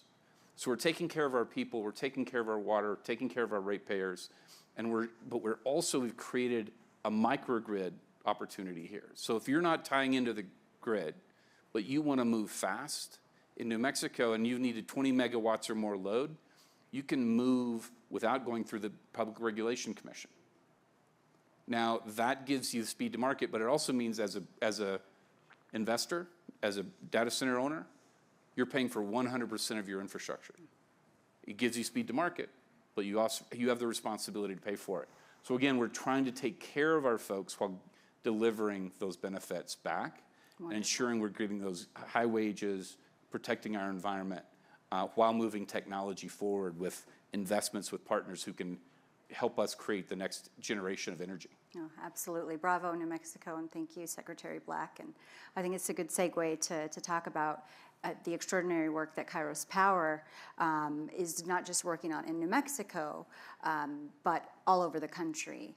And I'll start with how are Kairos Power's investments in New Mexico contributing to jobs? We just heard about this extraordinary. This company, I believe, is from Texas. So she's not from they're not from New Mexico. So you're contributing, creating jobs all over the country. Yep. But what does that investment look like here in New Mexico? And then tell us about the expansion to Tennessee, please. What are you doing? Yeah, happy to. I'll just start with 95% of our supply chain is domestically sourced. The only remaining 5% is a graphite manufacturer that's based in Japan. That's really it. Everything else comes homegrown right here in the U.S. When you think about New Mexico, I'll start there. We bought a former solar manufacturing site facility in Mesa del Sol, right by the airport in Albuquerque. That was in 2020, and we committed $125 million invested in 65 or more employees. here we are 6 years later. I think we've doubled both of those numbers, both in investment and also in employees. We've got 64% come from the local area, so 64% of those employees are from around the area. 89% have stayed with us, so 89% retention. And then 36% of that same figure is from a underrepresented minority. So it's a really good story. We're growing continually. We just committed an additional $50 million for a salt purification plant. I will not bore you with why that matters to us, but the really interesting stat about that is there are only 2 types of these plants in the world, one in Russia and one in China. I don't think we need a lesson in knowing that those are not our favorite countries. So having that in New Mexico would be world-changing. $50 million, I think 60 or so additional employees there. If you take that same model and you go east to Tennessee, it's a $100 million investment. It's, oh man, I'm going to get the number wrong, but it's almost in the hundreds of employees that will end up being there. I just left there on Friday. We broke ground on our first grid-tied commercial reactor. It's in partnership with the local utility, which is TVA there, and Google. And that partnership, very similar to what has been done with the geothermal here in New Mexico, no ratepayer impact, and the hyperscaler partner is helping support the gap that is any new first-of-a-kind technology being put on the grid. So a really good story there. And a lot of engagement as well with the local community on getting those roles filled, both in New Mexico and in Tennessee. There's a long list of different organizations that we've worked with, including schools and trade programs. Our thought process is if you're not tied in directly with the schools themselves and helping create that pipeline for you, then you're not really there for a long term. So that's really important to us. Oh, great. Congratulations. That's amazing. Thank you. Yeah, thank you. And I think I'm going to stay there for another minute and talk about incentives. Secretary, I'd love for you, now many large corporations like Meta and others are familiar with economic development incentives. They're familiar with economic-based jobs and what that means. But we have some small businesses in the audience and those that have participated in our breakout session. So what do you mean when you say economic-based job, and what types of incentives are being invested in corporations, and do small businesses qualify? Absolutely. So economic-based jobs are where you're bringing that revenue into your community. So you're manufacturing something that grounds that revenue there. So the previous speaker, or one of the previous speakers in this panel, I think 2 panels back, was talking about the importance and the role of small business and that economic retention into the community. When you think about economic-based jobs, that's that economic retention, right? When you manufacture, when you make things and you sell it externally. So that's really where we focus. And that economic, so we don't really incentivize retail. Right. Where because that's, again, just kind of circulating, it's not making something new. Where we do that, though, is things like a brewery, because they're manufacturing really cool stuff, beer. But there's those opportunities for manufacturing. Kairos is building their equipment here in the state. So that's, again, economic-based job, bringing revenue in. So we have a variety of incentives from whether it's supporting your workforce. So if you're doing an economic-based job and you're hiring a new employee, that employee is going to be eligible for up to 90% of their wages rebated back to you for the first 6 months while they're doing on-the-job training. Because we want to help New Mexicans skill up, but we also want to make sure that employers can hire them. So that's called our JTIP training program. So we have a variety of those sort of incentives, whether it's helping you with a lease, helping you expand your business physically with infrastructure, or your workforce to support your businesses. Great. Thank you, Secretary. Did you want to add to that? A good Evan, portion please? of our workforce came from that exact program. Absolutely. I'm sure Meta has also participated in that program as well. And I know that not all small businesses that are in the audience are in New Mexico.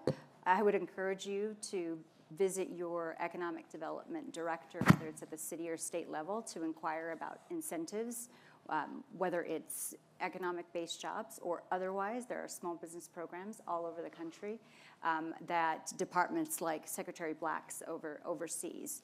And so thank you. I would encourage you to come to New Mexico, and here's my business card. So come talk to me afterwards.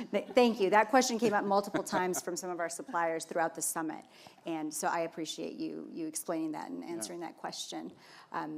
Alicia, we talked a little bit about water, and I know that water is one of the biggest public concerns to data center growth, and that has been a theme throughout the summit.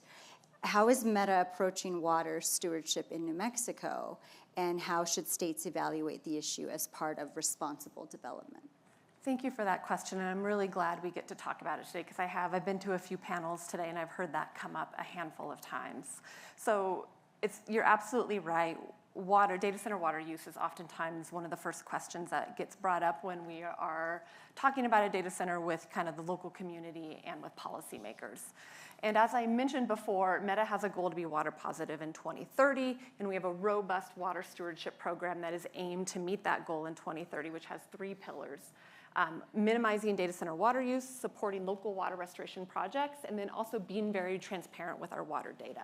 And our Los Lunas data center here in New Mexico is a great story, and I'd love to kind of talk through each of those items for that data center. So as the Secretary mentioned, we broke ground on that data center, almost 11 years ago, which is crazy. But the operational buildings at that data center right now use a cooling technology called direct evaporative cooling. And it's a highly efficient cooling system that actually allows us to cool our data center servers and our data halls with outside air for most months out of the year. So that means no water is being used for most months out of the year. We're able to take the cool New Mexico air and use that to, we filter it, and then use that to cool our data centers.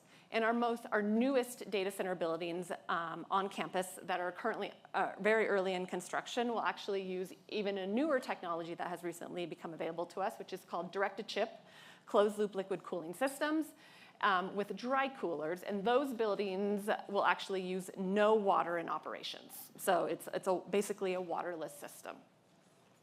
In addition to that, here in New Mexico, we have also partnered with the village of Los Lunas to take reclaimed water from the city and use that in our construction operations. So we are using that for things like dust control and cement, which is then drastically reducing that potable water use at the data center and also providing increased resiliency to the village of Los Lunas. And all of those kind of efficiency and water minimizing measures have actually allowed us, with this most recent expansion at Los Lunas, to actually lower our daily allocated water use by 1/3 with the city. So we are really proud of that achievement. But we also know that water use goes beyond our data center, and we want to be supportive of those local organizations that are looking to improve habitat and water quality and water quantity in local watersheds.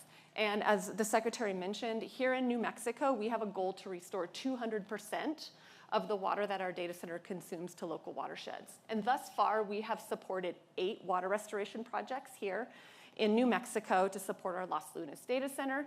And our most recent one I'm actually really excited about because it kind of merges technology and water conservation. And we are working in partnership with Phytotech to actually utilize AI to detect leaks in over 300 kilometers of water pipes in the Farmington area. So really excited about that project. And the last pillar of our water stewardship program is transparency. Meta actually annually reports how much water each of our operational data center withdraws. And that is done in our annual sustainability report that lives on our website. We also publish annual information on each of our water restoration projects and also a whole host of other metrics on our data centers because we really believe transparency is a part of that accountability. And all of that lives on our sustainability website. Anybody can go grab that. Thank you, Alicia.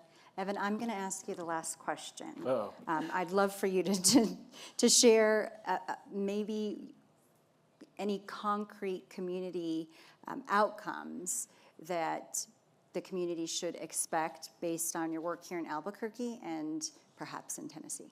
Based on what Kairos Power is doing? Yes. Well, jobs, that's for one. Really rapid expansion, that's for two. Also, we have a commitment to reclaim as opposed to rehome. I'll say a little bit what I mean by that. We were purposeful when we bought the former shop facility, which was manufacturing solar panels. We repurposed it. We were thoughtful when we purchased the land in Tennessee. That was a former gaseous diffusion plant. At one point, the largest building in the entire world. It was used to enrich uranium for bombs for World War II. We bought the land that used to sit on. We dug that up. It was not pretty, but we reclaimed that brownfield site. So I think what you can expect from us is a really committed partner to environmental stewardship, reclaiming sites that otherwise would be sitting derelict and not being used, and lots of jobs for long periods of time. You should know nuclear plants have 60, 80, 100-year life. So that's a really, really long duration for a job. It can be someone's career for their entire life, and possibly even second generation. So that's just a fraction, but I'll leave you there. Thank you for that, Evan, Sure. and thank you, Alicia. Thank you, Secretary Black, for not only creating jobs, but also investing in the communities where you create those jobs, while also being very mindful of the environment. Thank you. Thank you to our panelists.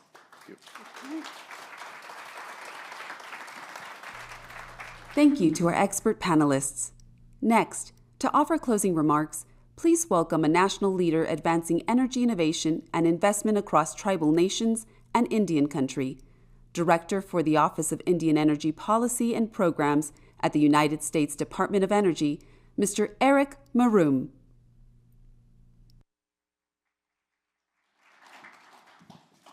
Howdy, everyone. It's great to be here. Thank you for having me speak with you all today. I'm here to talk with you about how the Trump administration and my office, the Office of Indian Energy at the U.S. Department of Energy, is supporting tribal nations by leveraging opportunities through shared value.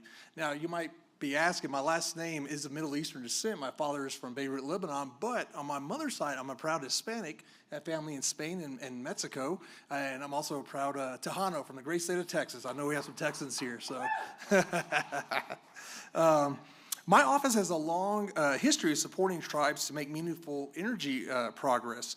One of my most important objectives is to ensure that tribes are able to take advantage of opportunities to unleash American energy that align with their goals. To do that, I've got 4 priorities for this office. First one is affordability. Electricity is just not affordable right now. The highest energy burden for tribes is over 4 times of that average, which is already too high. This priority directly aligns with Secretary Wright's and President Trump's goal for energy across the country, making more affordable and reliable electricity accessible for people who need it, especially in a tribal community. Electricity can also be very unreliable. Tribes experience electricity outages 6.5 times more than the U.S. average. Again, 6.5 times more. That is very high. One of the main things we're working on is solving the persistent electricity access that we see across Indian country. This is well known that many tribes are at the end of distribution lines on poor performing circuits or lack grid access altogether. In fact, DOE's Tribal Electricity Access and Reliability Report to Congress found that an estimated 17,000 tribal homes have no electricity, impacting at least 54,000 people. We need to address this persistent challenge and ensure that thousands of tribal homes that still lack access to electricity have affordable, reliable, and secure power. My second priority is growing and maintaining public-private partnerships. This is the heart of a shared value for us. We want to help unlock significant American energy across Indian country by fostering new partnership opportunities between tribes and industry. You might already know this, but I was surprised to learn when I came into this office just how significant the energy resources are that tribes control. 30% of coal reserves, 50% of potential uranium, and 20% of oil and gas reserves. This is huge, and we know that private industry is knocking on tribal doors and plenty of folks are asking us how they can best work with tribes. We're here to help the tribes consider proposals from companies that approach them. Some of the opportunities are good, and unfortunately, some are not. So it's a matter of sifting through and kind of helping the tribes kind of navigate that. The third priority is also want to strengthen our outreach and communication with all tribes, regardless of energy resources or resource priorities. And again, I'm going to make that clear. All tribes, no matter, every tribe's different when it comes to what type of energy that they really rely on. And again, this is my third priority. We want to effectively leverage and share resources to enable tribal energy sovereignty and effective two-way engagement. We're focusing on creating high-quality engagement forums that highlight tribe successes, the administration's priorities, our shared values, and provide peer-to-peer learning opportunities. For example, through our 2026-2027 webinar series, another great engagement tool I'm excited about is the Indian Country Energy Infrastructure Working Group, otherwise known as ICWIG. This tribal leader working group brings DOE and tribal leaders together to collaborate and offer insights into tribal experiences with obstacles and opportunities in energy and related infrastructure development and capacity building. Just last month, I appointed the ICWIG tribal members, and I also appointed the co-chair, which is from the Caddo Nation of Oklahoma, Chairman Bobby Gonzalez, who's been a longtime friend of mine. And anything I've learned, I'm not of tribal descent, but anything I've learned a lot I owe to him. And just, earlier this last month, we had our first meeting, and it was an excellent discussion about member priorities, my focus, and energy challenges many tribes are facing. And we're slated to have our first in-person meeting with the ICWIG members next month in Oklahoma. My fourth priority is to support tribal energy workforce. Investing in tribal energy workforce development supports unleashing energy resources, reduces high unemployment, and is critical to tribal self-determination. We want to help tribes build the pipeline for the next generation of tribal energy leaders through energy sector jobs and training. The folks in these positions, especially energy decision makers for their tribal governments, will be a key component to supporting tribal sovereignty. Let's talk about some financial assistance from our office. So how are we going to accomplish all of this? The Office of Indian Energy is committed to helping tribes overcome their energy challenges in several ways. First, I'll focus on our financial assistance. We offer grants and cooperative agreements on a competitive basis to develop and deploy energy infrastructure and technology. Since 2010, our office has invested over $190 million in more than 250 tribal energy projects implemented across the 48 states and Alaska. This work will produce savings of $535 million over their lifespan. These DOE investments are generating $3.38 for every dollar invested. That's good news for the taxpayer. We have a couple of great examples right here in the great state of New Mexico. The office has been supporting the Picuras Pueblo, I hope I said that right, on their energy journey for over a decade now. Currently, they are moving into phase 2 of their energy project by adding 750 kilowatts of new generation to the initial 1 megawatt generation, which was also funded by our office, the Office of Indian Energy. This started back in 2014 when my office completed a strategic energy plan for the Pueblo alongside a tribal utility authority pre-feasible report through our technical assistance program. These foundational efforts help them plan for their development of their tribal utility and the best way to integrate this project and how the PV projects could be utilized. The existing 1 megawatt generation serves the majority of the tribe's energy needs, resulting in energy cost savings of roughly $50,000 annually. The phase 2 system is anticipated to bring in an annual revenue of roughly $200,000 through a power purchase agreement, which will fund community development and tribal administration. Now let's talk about a great announcement that I made. If you were at the RES conference, you might have seen me in Las Vegas a couple months ago. You might have seen me, thank you. You might have seen me make this announcement. While these projects are well underway, we're just getting started. Last month, I announced the first DOE funding opportunity exclusively for tribes under Trump 47. The Office of Indian Energy is making $50 million available to unleash tribal energy development and bring affordable, reliable, and secure energy to tribes. I want to stress that this is the first time the office has made this funding available for an expansive set of technologies, and the first time we are including planning activities for large-scale projects in the office's 20-year history, something I'm very proud of, and I couldn't have done it without my team. This funding opportunity is directly aligned with my priorities. It will support energy projects aiming to cut energy costs, expand electricity access, and advance economic development for tribes, including through public-private partnerships. Some of you in the room may be in touch with pueblos or tribes to advance projects, and this funding could help that.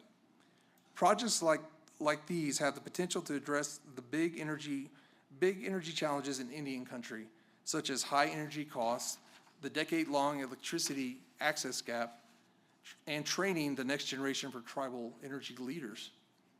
As I mentioned, this opportunity represents a new and expanded direction for my office. We welcome projects at any phase to apply and are open to a broad set of technologies and approaches.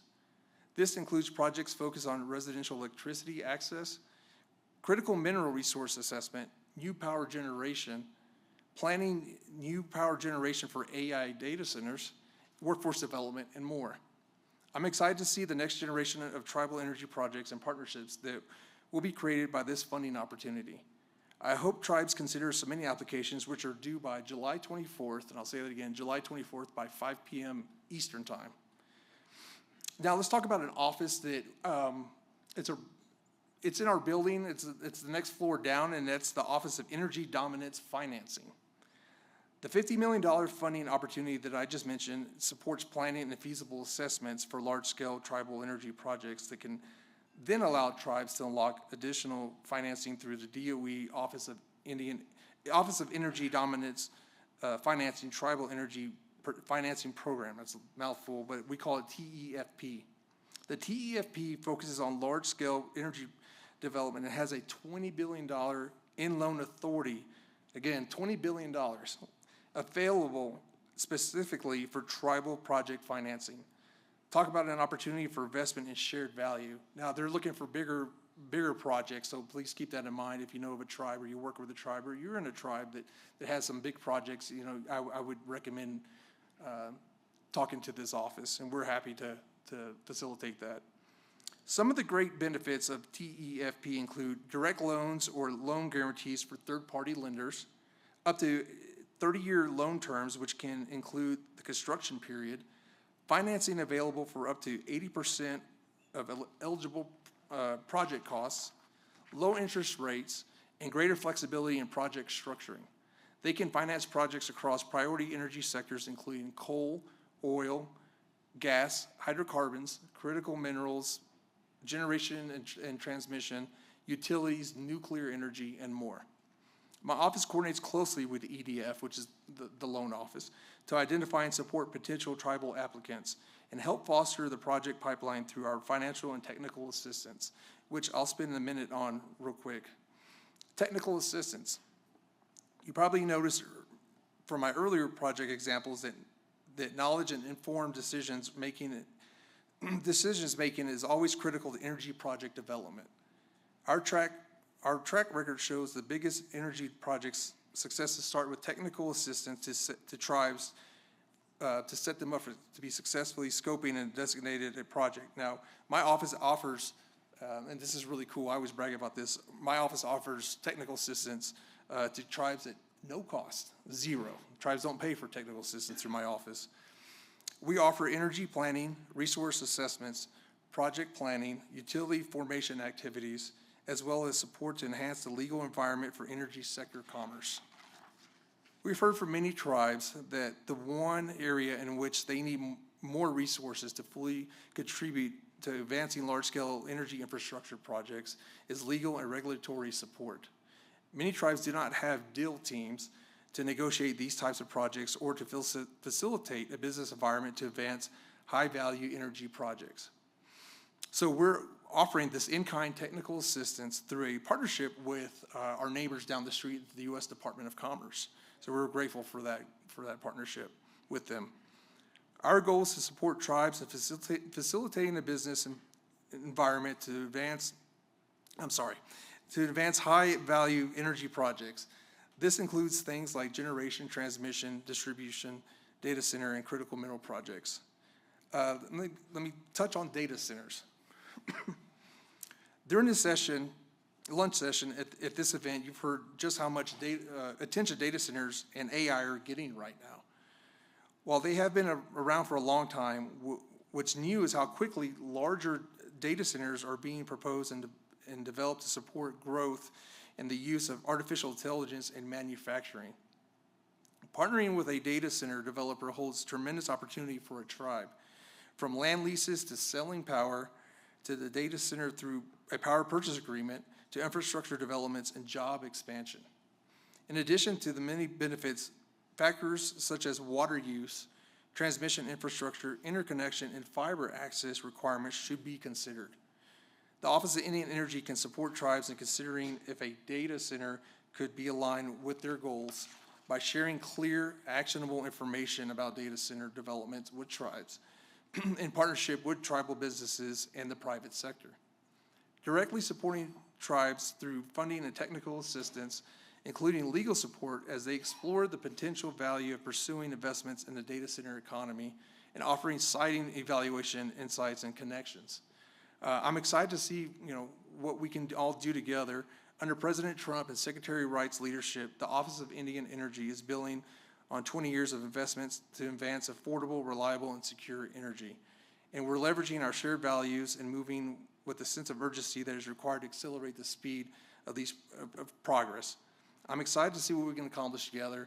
And before I finish, I do want to give a quick shout out to somebody that was here on stage earlier, my friend and my predecessor, Wahleah Johns. Wahleah Johns was the director in this office, the seat I have now, in the previous administration. So it's always great to connect with people from previous administrations and just kind of get their advice and hear what, their do's and don'ts. And so that was a real treat. So shout out to Wahleah. I don't know if she's here. She might have already left. But again, it's a pleasure to be here to speak to y'all. And thank you for everything that y'all do. And God bless.